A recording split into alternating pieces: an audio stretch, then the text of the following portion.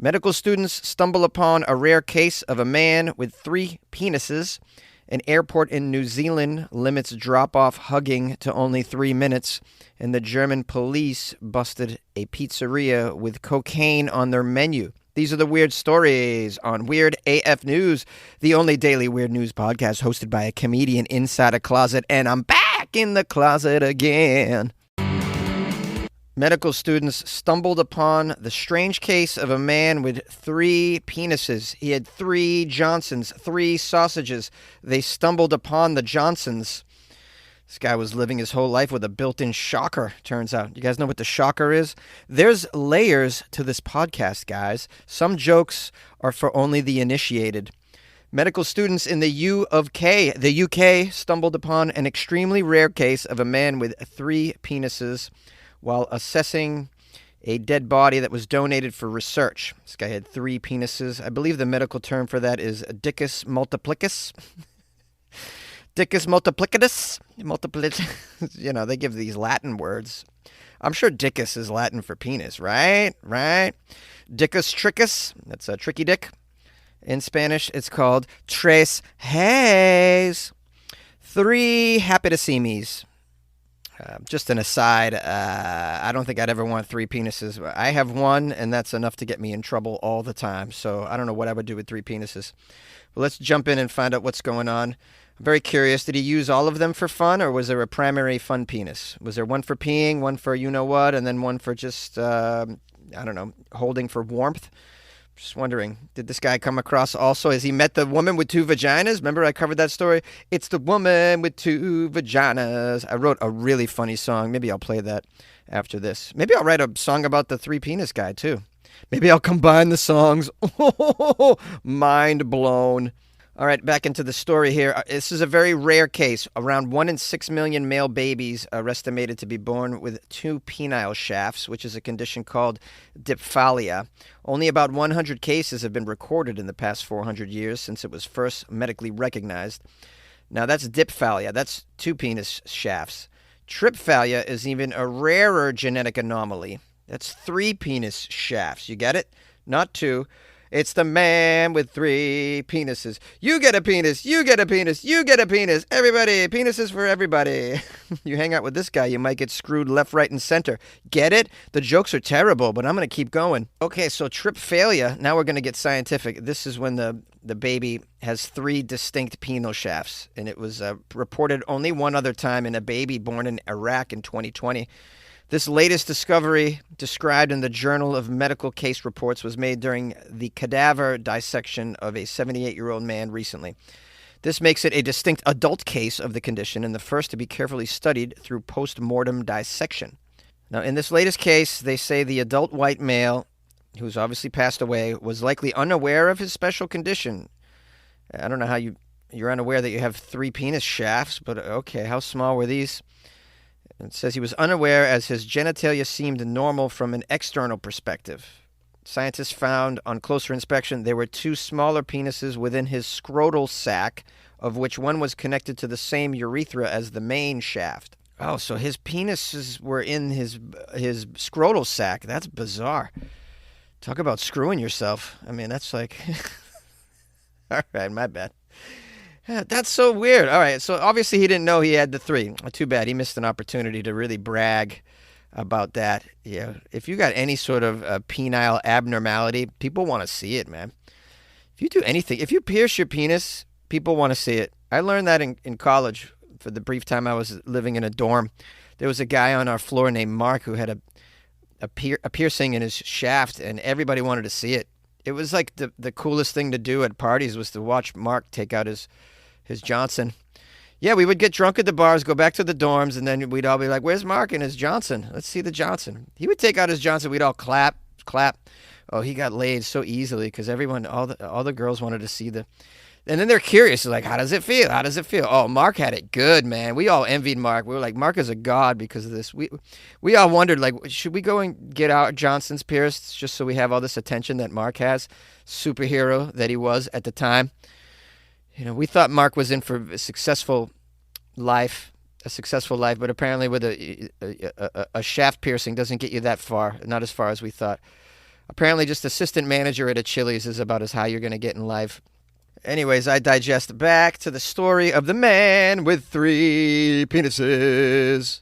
So, the scientists say without dissection, this guy's anatomical variations would have remained undiscovered, suggesting the prevalence of polyphilia, which is multiple penises, may be greater than expected. We just don't know about it. It's not until you open them up. It's kind of lame, actually. I was hoping it would be like three penises that were out, that you could see them, and everybody knew about it. Maybe they're small, but maybe they combine to create a super penis, kind of like Voltron. Do you guys remember Voltron? Activate interlocking pubes. And next thing you know, he's got a big Johnson. It's like a super Johnson made from the little Johnsons. No, it just would be cooler that way. If the guy had three that everybody knew about. One for the wife, one for the mistress, one for the booty call. Maybe I'm just imagining where we could go with this. An airport limits drop-off hugging to only 3 minutes. This story is out of New Zealand. The Dunedin Airport in the South Island of New Zealand has ignited a very heated discussion with its recent introduction of a 3-minute limit on hugs in its drop-off zone at the airport. Yeah, I agree with this change in limitation at the airport drop-off zone. I'm not familiar with this airport, but if it's at all like the other airports I'm kind of familiar with, it's probably a pretty busy area, the drop-off zone. We need you to get in and get out. You can't be hugging for a long, long time. 3 minutes is fine. It's actually a little long. I don't know anyone who hugs for 3 minutes. It's a little creepy. I mean, if you like kind of moved from the hug zone into the cuddle territory if it's after 40 seconds, in my opinion. I mean, maybe if your relative is flying to Sweden for like an assisted suicide pod situation or something, then yeah, hug it out. say your goodbyes. I don't even remember the last time I was hugged for 3 minutes. If you hug me for 3 minutes, I've already finished and I've been sleeping for 2 minutes. That's what's going on. Thank you. Okay, back to the story about the hugging rules in the drop zone at the New Zealand airport. The new rule was announced about 2 weeks ago, and it suggests, quote, for fonder farewells, please use the car park. Well, I like the phrase fonder farewells. It's like, that's a little dirty and suggestive. Please move to the designated dry hump zone. You guys know where that is. The blue zone is for unloading passengers only. The red zone is for picking up passengers only. The car park is for goodbye handies. Take advantage. Now, of course, this airport's decision has drawn mixed reactions on social media where everybody gets all crazy. Some users expressed outrage over the restriction on cuddles. This word outrage, by the way, it just has to go. If you are experiencing outrage, I don't know if they are or they just say that for clickbait, but if you truly are expressing outrage, like that's a very strong word. Are we all aware outrage is really serious? Outrage is what makes you go and march. You know what I mean? And protest. That's outrage. I don't think tweeting your opinion with a little bit of annoyance is outrage. I don't want to think people are outraged over such things, but it does say people have expressed outrage over the restriction on the cuddling, while others were surprised the airport still offers a free drop-off area. Well, yeah, most airports offer a free drop-off area. What airport are you talking about? Every airport that I know has a drop-off area. Anyways, there's a lot of criticism going on here about the hug time limit. You don't need to hug that long. You've already been in the car with the person that you're dropping off for who knows how long. These trips to the airport aren't exactly brief, in my experience. You have plenty of time to talk and say goodbye. Then it's a little peck on the cheek, a hug. See you later. Get the hell out of the way so the people behind you can drop off. It's more important that you're in and out for the other people.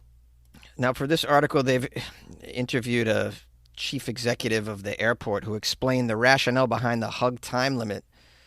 He described airports as hotbeds of emotion and cited a study that suggests a 20-second hug is enough to release the love hormone oxytocin. I don't know if that's true, but maybe it is. That's fine. 20-second hug, got it. He argued that by moving people along quickly, more individuals can experience these brief but meaningful embraces.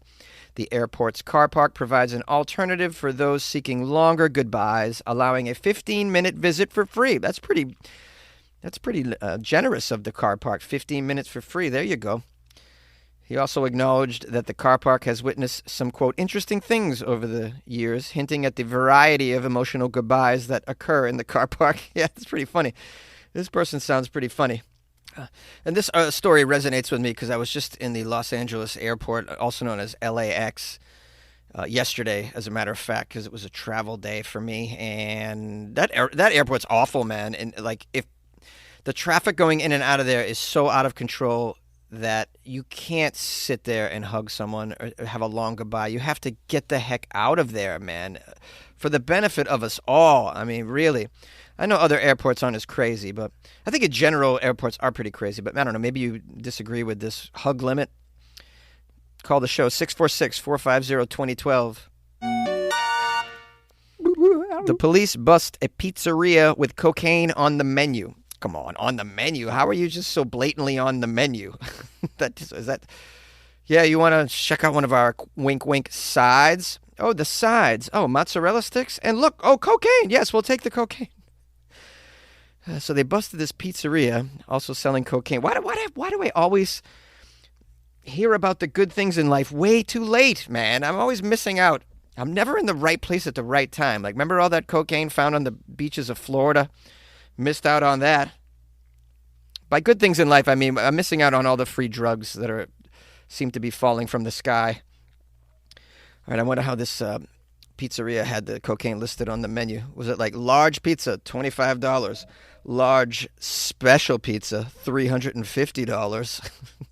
The story's out of Berlin, Germany. The police busted a pizzeria in the western city of Dusseldorf. Dusseldorf. Did I say it correctly? Yes, that's right. Hans, meet me in Dusseldorf with helmet. They discovered that this pizzeria delivered a side order of cocaine. It's a side order. Can I get a Coke, like original recipe? You know, the original. I thought it would be like a specific pizza flavor. Like, can I get the Bolivian? That'd be good. You know, the one with Colombian mozzarella on top? Yes, we hear that pairs well with a Peruvian white wine, wink, wink. You know, this was a side order of cocaine. It was item number 40 on the menu. I assume it was like not listed as anything but item number 40. You know, these places have their secret menus. That seems to be a thing. In-N-Out secret menu, you know, people freak out about the secret menu. Who knew that it was this secret menu had cocaine? It was featuring cocaine. You should have gave it a funny name on the menu, though, instead of item number 40, you know. Just be like, I'll have the blowberries. Yeah, would you like a side of snow cheese? Oh, I love snow cheese. Can I get some white winky clams with that? These are all so stupid. Maybe you have a better one. All right, they say the police were first tipped off by suspicious food inspectors in March. Yes, we discovered bags of cocaine next to the flour. Okay, so the drug squad officers began observing the restaurant. They soon discovered why pizza number 40 was so popular. Oh, it's pizza number 40. This isn't a side dish. This is a pizza number 40. It's got that, Bolivian powder on it. The Peruvian pepperoni. Police buzzed the apartment of the pizzeria manager. The 36-year-old allegedly threw a bag of drugs out of the window, which, quote, fell right into the arms of the police officers. Wait, I'm so confused. His pizzeria was the apartment, or this was just outside of the pizzeria? You just figured he would just also sell drugs out of his apartment if you threw... Just is so strange. It says when police buzzed the apartment of the pizzeria manager, the guy threw a bag of drugs out the window. Okay. Then it says the bounty included 1.6 kilograms of cocaine, 400 grams of cannabis, and almost 300,000 USD in cash. That was their bust. Police say the restaurant manager, who was released from detention after a few days, soon reopened his business and started selling pizza number 40 with the cocaine side order again. Okay. But out of the pizzeria, not his apartment? Is it both? No, this guy is a hard-working person. Okay, it says that gave investigators an opportunity to look into the supply chain. After several weeks, 150 officers busted an entire drug ring in Western Germany. My goodness, they raided homes and businesses of another 12 suspects. During the raids, they came across 2 cannabis plantations in nearby Mönchengladbach. Munchen Gladbach. Homo Gleben Mountain Globen. And another place called Solingen. They found 300 plants and 60 plants. They also found cutting and stabbing weapons. Cutting and stabbing weapons? What are the cutting and stabbing weapons? Help, help! They have cutting and stabbing weapons and they're after me. Okay, as well as cash and expensive watches as well. The pizzeria manager was arrested when he tried to flee abroad and remains in custody. This article ends disappointingly saying that they don't know how much the pizzeria charged for the special pizza. All right, I'm bringing up another article just to get some more information. Narcotics investigators put the business under surveillance and noticed that pizza number 40 was a customer favorite. Oh, everyone's ordering the 40. One investigator says, it was one of the most sold pizzas. That was new to us and surprised us because the owner had never been accused of drug crimes. The pizzeria's advertising slogan was, quote, we deliver everything home to you. It was not immediately clear what the business charged for number 40 or what its toppings were. Even if we knew, we wouldn't release it, says a police spokesperson. Oh, it does say how they delivered it here. Okay, so it says a packet of cocaine was placed under each pie. So they put the cocaine under the pizza. Pretty slick. And they say the guy is also suspected of repeatedly attacking and robbing rival dealers, one of whom was allegedly held hostage for 2 nights before a large amount of hashish was stolen from his home. There's a lot going on in this area, Dusseldorf.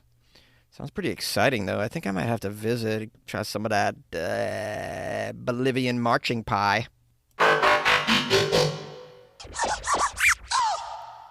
Hello, hello? Hello, who's there? Is this my grandson? Is this Andrew? Is this you, Andrew? Oh, it's so good to see you. Granny missed you. Hi, guys. This is Jonesy. I missed you. First of all, I want to apologize that there was no episode yesterday, Monday. I was traveling, and I got pretty lit my last night in Texas, Sunday night, and I was just like, I'm not gonna pressure myself to make this happen. So I just skipped a day. Here we are. We're back, though. We're back in the saddle again. Let's give some shout-outs. Shout-outs are in order, and thank yous are in order. First of all, I want to thank everybody who came to my shows over the weekend. There was a few of you that listened to the podcast that came, and I'm so grateful. I'll post some of those pictures of me and the listeners, maybe on my Instagram and the Patreon. I put a few in the Instagram already, but there's more. So I want to say it was a successful weekend. Despite me competing with the Texas State Fair, which was going on at the same time, and people are crazy about that fair. It was the last weekend of the fair, and then my comedy shows. So the shows were a little lighter than I would have liked. But the good thing is I got to go to the Texas State Fair. Pretty sweet. I got to see Big Tex. I got to see some livestock. I got to smell some livestock. I got to have an amazing corn dog, fried cheesecake. You had fried cheesecake before? Oh, some good food, man.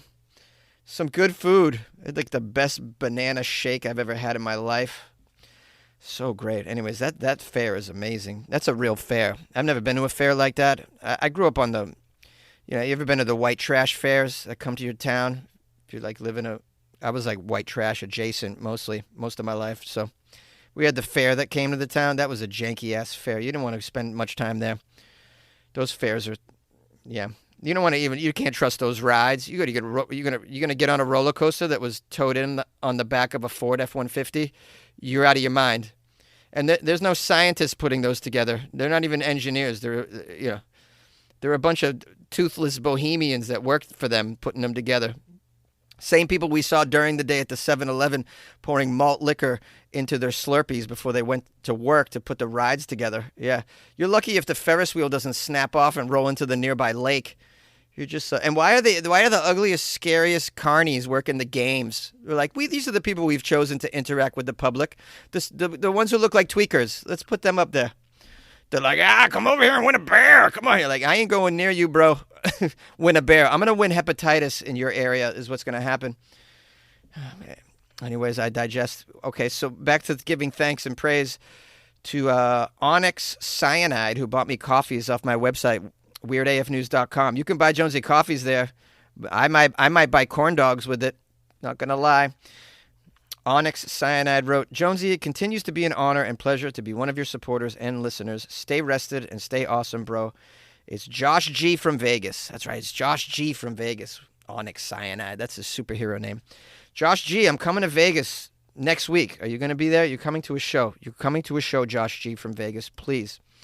Okay, what else? Some people joined the Patreon, so let's jump in there and give them some thanks and praise. Here we go. Lisa Coe. Lisa Coe joined the Patreon. I'm familiar with Lisa Coe. Lisa Coe and I have had many interactions in the past. She's a big fan of the show. So shout out to Lisa Coe for joining the Patreon. Along with Lauren S. Lauren S. joined the Patreon. So I want to give Lauren her due credit and thanks and praise. Very generous of Lauren and Lisa for joining the Patreon. I appreciate that. Please, girls, enjoy the extra content that's inside the Patreon. Please, please do. There's some good stuff in there, man. I've been putting some cool stuff in there. I put something in there today, as a matter of fact. Pretty cool. I like to put extra weird content in there. That's what I'm all about. Something I put in today is Florida related, and it looks amazing. So check that out if you guys are in the Patreon. And then, of course, I keep recommending really top shelf Halloween horror movies in the Patreon. And then there's the Fantasy Football League, which I'll be giving updates. I freaking lost again this weekend, man. It's like, I'm still I've scored like the second most amount of points. I'm just having some bad luck in the win-loss record, but the cream floats to the top. Is that what they call it? The cream rises. The cream rises to the top. The cream is thicker than water. What's the saying? Something. You can't kill two creams with one stone. There's something about that. Anyways, I'll come back. I'll make a comeback. If you guys want to join the Patreon or do anything else good for me because you love me, then go to weirdafnews.com where you can buy me a coffee and join the Patreon. There's also a Patreon app, but like if you download it on your iPhone, Patreon, the iPhone, Apple charges you like an extra 30% or some crazy amount to use their stupid app to buy. So I'm saying don't use the Apple's app, man. I'm boycotting this app. It's so ridiculous. I bought an Instagram ad over the weekend or before the weekend to advertise for my show in Dallas. I'm like, well, I've never bought an Instagram ad before, right? So what is that all about? Well, I'll just pay to boost one of my stand-up comedy reels, right? Do it on the iPhone. It charges me an extra almost 50% fee of what it costs. So it's $25 I wanted to spend. I was going to spend $35 because an extra $10 because it's on Apple. Then I went and did it on my computer, my PC. It was $25, the actual price. That was it through desktop. So don't buy anything through the iPhone apps if you can avoid it because they just charge way too much. I almost choked. Go on your desktop and go to patreon.com on a desktop computer and join that way so you don't have to pay those exorbitant Apple fees. Screw you, Apple. I'll say it, man. Anyways, I've been rambling way too much. I'm so sorry. I'll let you go. Good luck with your life, man. See you tomorrow. I met a girl on a dating site. We went out that very same night. She said, I got quite a surprise for you. Don't got one vagina, I got two. She got two vaginas.